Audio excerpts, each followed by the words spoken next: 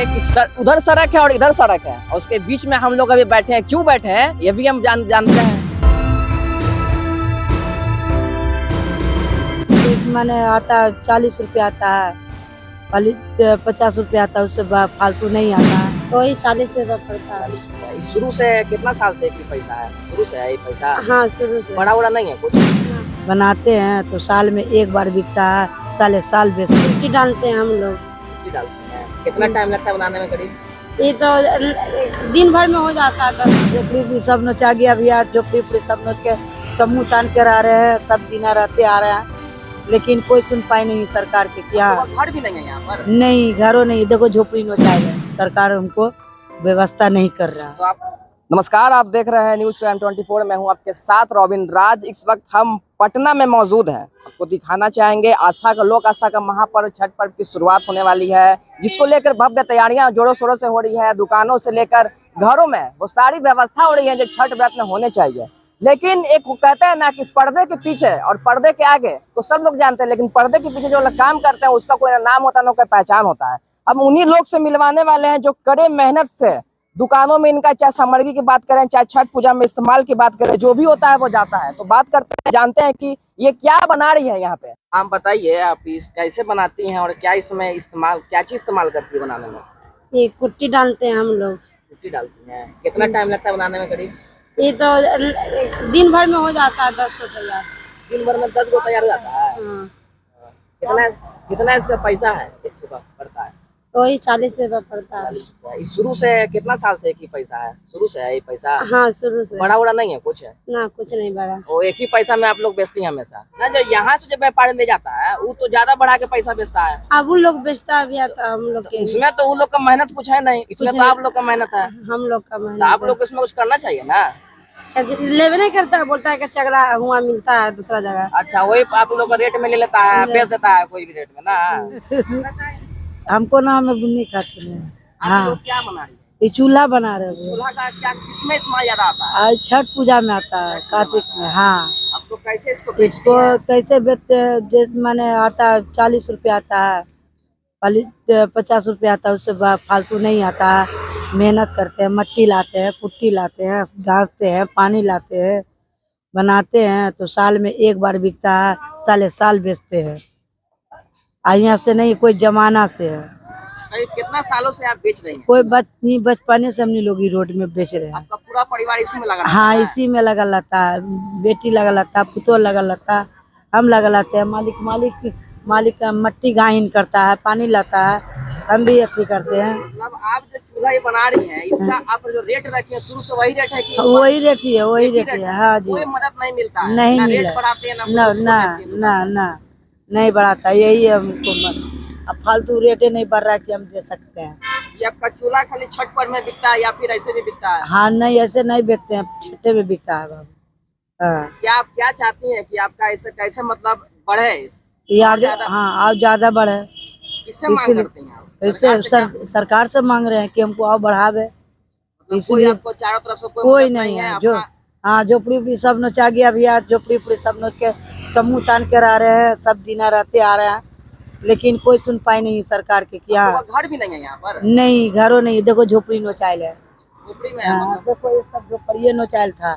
कोई जमाना से रोड पर, बेटी के पुतों के जमाने के लेकर रोड पर है, कभी सरकार हमको व्यवस्था नहीं कर रहा। तो आपका यही काम है कि और भी कुछ काम करती हैं? बर्तन के फेरी करते हैं बाबू, मालिक रिक्शा उक्सा चलाता है। जो चूल्हा है ये आप लोग जाके वहाँ बेचती हैं कि फिर लेने के लिए? नहीं आता, व्यापारी लेने के लिए आता है। हाँ जी, हाँ। इस वक्त हम मौजूद है पटना के दरवा राय पथ में, अभी बीच में है। दिखाना चाहेंगे कि उधर सड़क है और इधर सड़क है और उसके बीच में हम लोग अभी बैठे हैं। क्यों बैठे हैं ये भी हम जानते हैं। देखिए, जो पीछे हमारा है चूल्हा है, ये चूल्हा छठ में प्रयोग किया जाता है। इस चूल्हे का क्या मतलब महत्व है, यहाँ छठ में किस तरह से इस्तेमाल किया जाता है, क्या लोग का यहाँ का बिक्री है, क्या मुनाफा है, ये हमारे साथ हमारे मित्र पत्रकार हैं, वो भी, उनसे बात करेंगे, जानेंगे क्या कुछ आप सोचते हैं नजरिया से। क्योंकि इनका जो मेहनत होता है वो काफी बहुत बड़ा मेहनत होता है, लेकिन उसके जो आगे हैं, पर्दे के जो आगे हैं, उनका कुछ मेहनत नहीं, वो सिर्फ लेते हैं और बेच देते हैं, लेकिन उनका ज्यादा नाम होता है। तो क्या इस बारे में सोचते हैं आप? देखिए रोबिन जी, आप सही बोले हैं कि जो पर्दे के पीछे और आगे, ठीक है, वास्तव में इनका ही मेहनत होता है कि हाँ, ये चूल्हा बनाते हैं, मिट्टी मंगवाते हैं और पूरे परिवार के साथ मिल करके बनाते हैं। तो इसमें इनका पूरा मेहनत रहता है, हमें पूरा समय ये देते हैं। और जो बड़े बड़े व्यापारी होते हैं ना, वो इनसे खरीदते हैं, कम दाम पर खरीदते हैं और अपना जो बैच होता है, टैग होता है, वो लगाते हैं और बेचते हैं।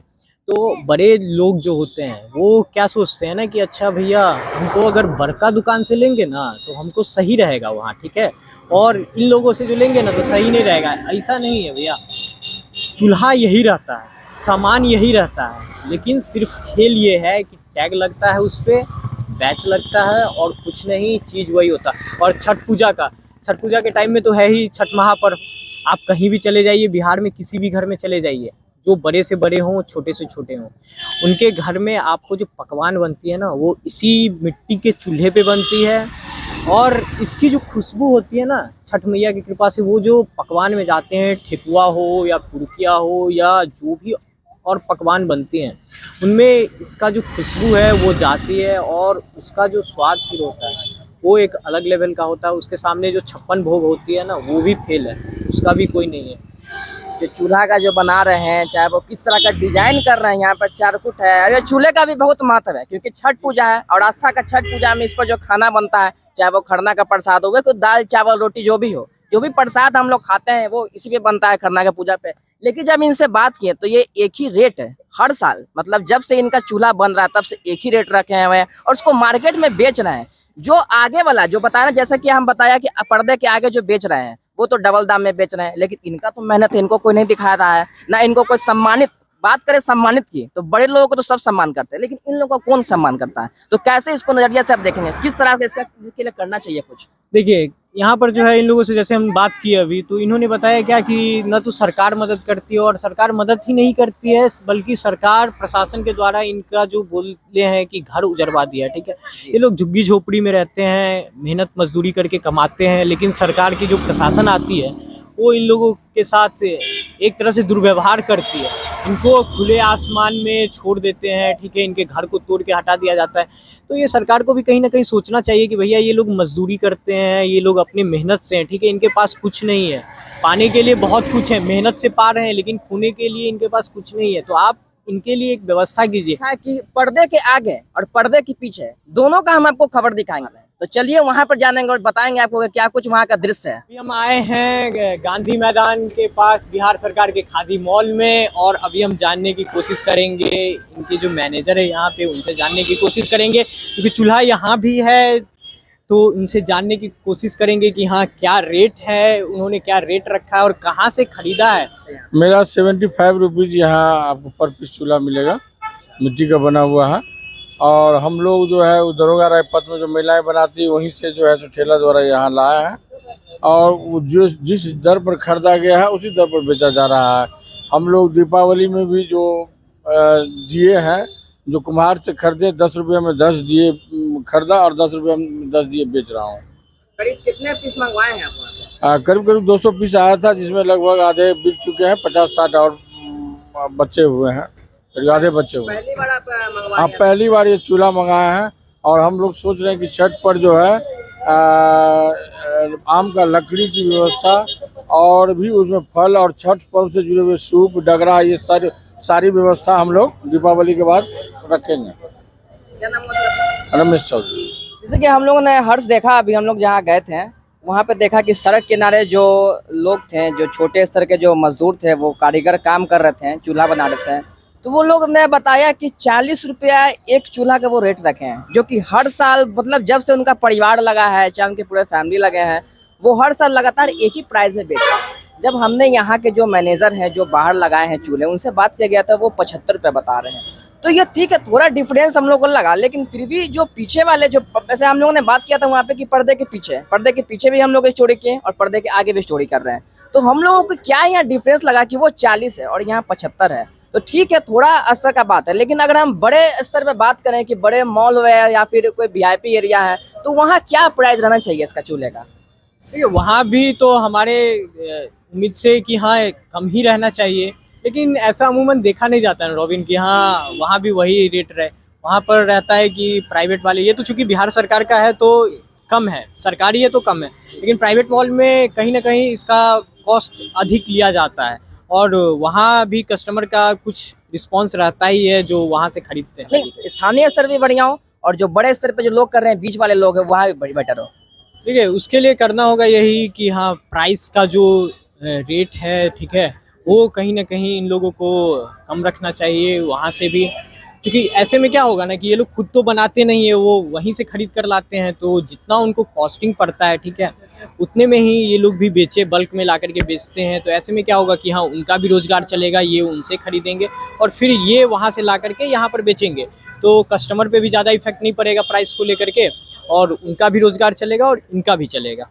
मैं कहना ये चाहता हूँ हर्ष कि आस्था का महापर्व छठ है, उसमें हर लोग अपनी दिल की भावना से, चाहे वे जो भी छोटे स्तर के भी लोग होते हैं, वो पूरे मन से काम करते हैं, उसमें कोई भी मतलब पैसा का लूट खसोट नहीं होता है। लेकिन अब ये चूल्हा है जिसपे खाना बन रहा है, कई लोग, लाखों लोग खाएंगे, इस पे खाना खाएंगे, प्रसाद ग्रहण करेंगे, क्योंकि छठ माह का पर्व का प्रसाद है।